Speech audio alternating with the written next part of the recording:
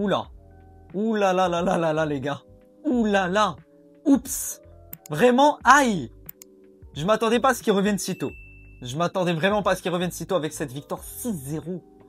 6-0 du Barça face à Valence. Wow. Je pense que c'est la victoire qui relancera leur saison. Je pense que c'est la victoire qui va très clairement donner espoir au Barça et les projeter vers l'avant. Mais ils sont terrifiants.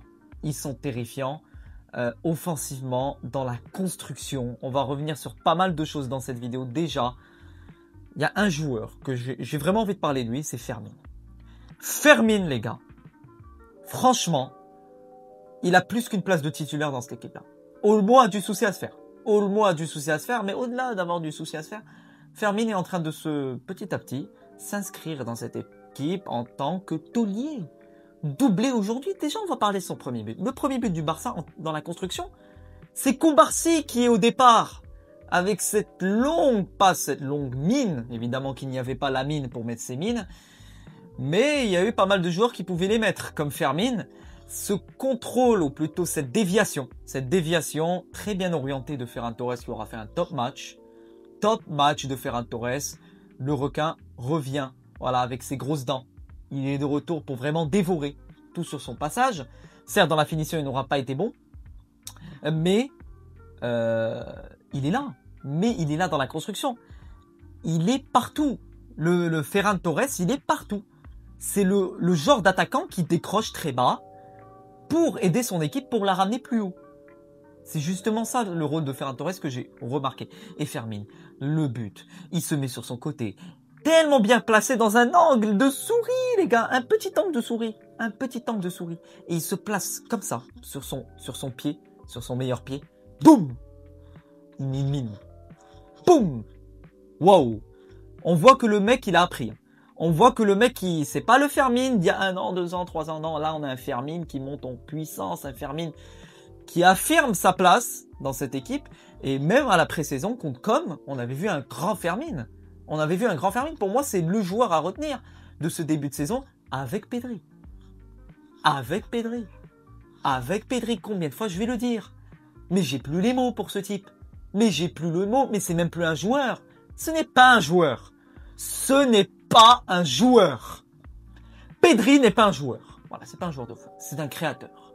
C'est un dévoreur d'espace. C'est un magicien. Magic Pedri. Voilà comment je vais l'appeler. Magic Pedri. Il a de la magie. La gestuelle, il est terrible. Le début de match, tonitruant du Barça. Un Barça d'ailleurs, dans la domination, j'ai rarement vu ça.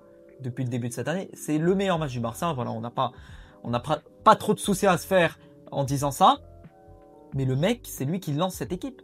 Parce que c'est lui qui, au-delà d'être dans la construction, il monte. Je sais pas comment expliquer ça, les gars. Il a un rôle vraiment unique. Un rôle inédit. Peut-être que Pedri, dans les années futures, je sais pas s'il garde une telle régularité, faut pas oublier qu'il a 22 ans. Pedri a 22 ans. Imaginez, il reste comme ça, à ce niveau-là. Il gagne des titres, il gagne des Coupes du Monde avec l'Espagne, il est champion d'Europe avec l'Espagne déjà, des Ligues des Champions avec le Barça. Peut-être qu'il s'inscrira en tant parmi les légendes du milieu de terrain de l'histoire du football. Mais j'ai pas peur de le dire. Mais peut-être s'il garde une telle régularité. Évidemment qu'il aura peut-être cette place et ce débat qui va naître. Pedri, où est-ce qu'on le placera dans l'histoire du football? Dans le futur, évidemment. Parce que maintenant, voilà, il a du temps, il a encore beaucoup de choses à montrer. C'est ça le pire, il a encore du potentiel. Mais il a de la magie. Franchement, c'est un bonbon sucré à voir. Franchement, c'est un bonbon sucré. Vous voyez les petits bonbons sucrés? On les a dans un petit paquet, tu les ouvres, t'es content, tu les as une fois chaque 2 semaines. Quand tu as un bon point à l'école ou tu fais des petits trucs. Pour moi, Pedri, tu l'as, mais le truc avec Pedri, c'est que tu l'as à l'infini. Voilà, le Barça a son bijou à l'infini. Il ne disparaît pas. Évidemment, s'il est épargné des blessures. Mais c'est monstrueux. Monstrueux le niveau de Pedri González au football. Monstrueux. Je n'ai rien à dire. Alors, je vais voir un petit peu en face de moi, parce que il y a eu tellement de buts que je peux même pas me rappeler ce qui s'est passé. Je peux même pas me rappeler. Rafinha. Bah, il s'est bien énervé en le mettant sur le banc, mine de rien. Ah, il s'est énervé, les gars. Il était vénère en le mettant sur le banc, le Rafinha. Monstrueuse l'entrée. Double buteur. Un but magnifique sur une passe de Marcus Rashford. Je pense que Marcus Rashford, il lui faudra du temps. Marcus Rashford, il lui faudra du temps. Déjà, la passe qu'il te met, c'est de l'intuition. C'est de l'intuition. En fait, le Barça, aujourd'hui, j'ai vu un Barça au niveau des intuitions, au niveau des intentions. C'est exceptionnel. Pedri, c'est lui qui balance les ballons vers l'avant. Le début de match, les 30-40 premières minutes, on va revenir sur Pedri après, je vais revenir directement sur Marcus Rashford. C'est lui qui balançait les ballons vers l'avant. C'est lui qui avait cette intuition, ce flair que ces ballons pouvaient donner, mener à un but. C'est Pedri. Et ensuite, tu as Rashford qui a eu ce petit flair également en deuxième mi-temps, avec ce but de Rafinha. Mais pour moi, je considère la passe de Rashford comme un but. Parce qu'il faut avoir l'intuition. Là, le gardien n'a même pas eu le temps de sortir, parce que le ballon avait une telle trajectoire que le gardien ne pouvait pas aller intercepter la balle. D'ailleurs, avec les rebonds, c'est compliqué. Et Rafinha qui te claque un deuxième but, une reprise de volée exceptionnelle. La défense de Valence qui s'est fait manger. Parce que Valence, faut en parler. Dès le début de match, je l'ai vu Valence, les gars, et je pense que les Barcelonais, vous allez partager le même avis, j'ai senti que ce Valence n'allait rien foutre. Voilà, j'ai senti que ce Valence est venu à Barcelone pour ne rien foutre. Ce Valence n'a peut-être pas le niveau cette année en Ligue 1, mais vraiment, j'ai pas peur de dire ça, parce que tu savais déjà qu'ils allaient se faire détruire. Ils n'arrivaient même pas à toucher 3 ballons de suite. Le Barça, les mangeait dans le pressing et dans la construction et dans l'intensité. Dans l'intensité, ce que mettait le Barça, ce que proposait, c'était impossible à tenir pour Valence. Donc Fermin, évidemment, tu as ce double pivot Casado-Pedri, parce que Casado, évidemment, qu'il faut en parler également. Waouh, le milieu de terrain. Je pense que le Barça a peut-être son milieu de terrain titulaire de cette année. Fermin, Pedri, Casado. Je pense, parce que le retour de Casado dans ce 11, il fait du bien. Hein. Pareil pour Fermin. Mais pour moi, Fermin, c'est la star de ce match. Pour moi, c'est la star. Il a encore beaucoup de choses à prouver, puisque je sens qu'il a du potentiel. Je sens qu'il a du potentiel, les gars. Oula. Et moi qui pensais que... Bon, je pensais pas que ça allait être terminé, évidemment. Mais waouh, ils sont de retour de trêve. Cette trêve leur a fait du bien. Cette trêve leur a fait beaucoup de bien, j'ai l'impression. Parce que déjà au goal average, ils t'explosent avec ce 6-0. Mais ils reprennent confiance. Ils ont Newcastle la semaine prochaine. Lamine Yamal qui était absent. Voilà, faut le dire. Lamine Yamal absent. Et le Barça, contrairement à l'année dernière, avec ou sans Lamine, ça fait mal toujours. Ça fait mal.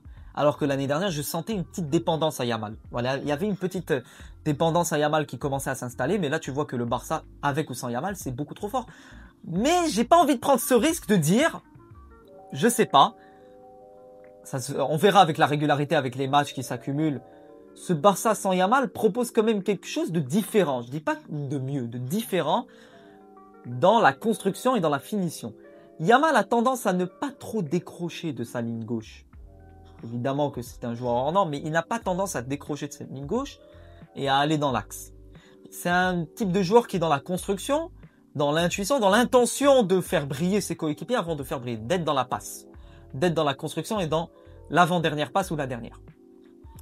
Quand tu n'as pas Yamal dans cette équipe, quand tu as Yamal qui est absent et tu mets par exemple Rooney Bardi qui a fait un bon début de match, après bon, il lui faut du temps, c'est pas en 2-3 matchs qu'il va devenir le Messi Prime, il lui faut du temps, mais c'est déjà intéressant dans les intentions, dans ce qu'il a envie de montrer, ce qu'il a envie d'entreprendre, c'est intéressant.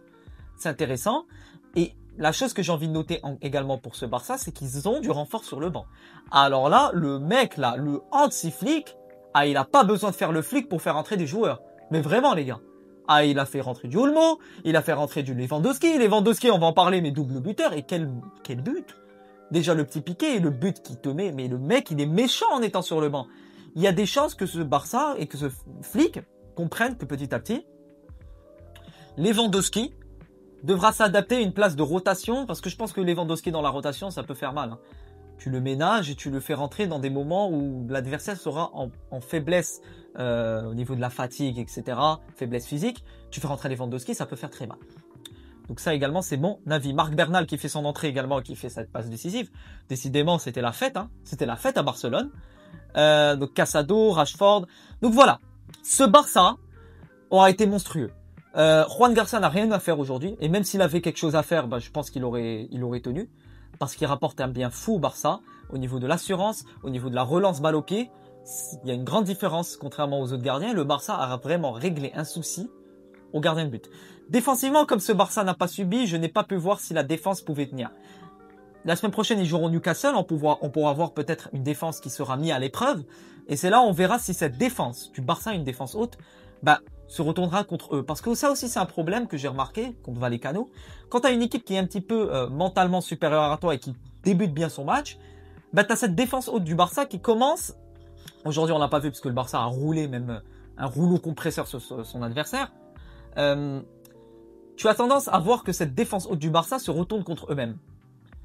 Peut-être qu'il faudra réadapter la tactique contre les gros, contre des équipes comme le Paris Saint-Germain justement, Chelsea, les gros, comme Newcastle également, qui n'est pas à prendre à légère l'intensité de la première ligue, etc. Ça sera très intéressant la semaine prochaine, ce Newcastle-Barça.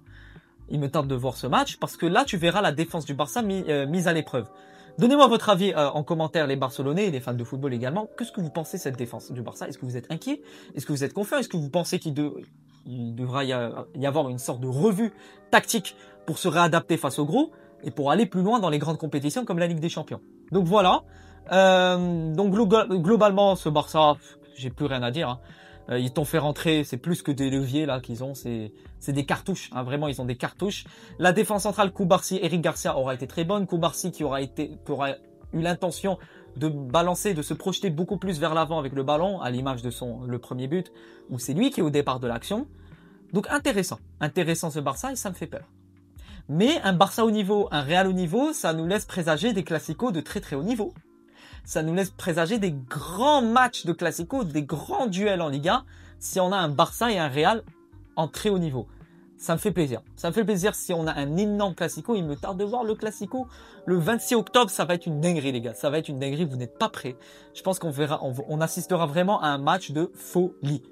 Donc voilà, les amis, pour ce débrief. J'espère qu'il vous aura plu. N'hésitez pas à me donner en commentaire votre avis, justement, concernant ce match, concernant la saison du Real, du Barça. Donnez-moi votre avis. Voilà, je discuterai un petit peu avec vous en commentaire. Je lirai vos commentaires. Demain, les amis, il y aura l'avant-match Real Marseille. J'ai déjà tourné la vidéo, je l'ai montée. Elle est prête. Je la poste demain. Donc voilà. N'hésitez pas à vous abonner, à liker, à commenter, à partager. Ça m'envoie énormément de force. Et enfin, à la Madrid, in a Damas. Ciao les gars.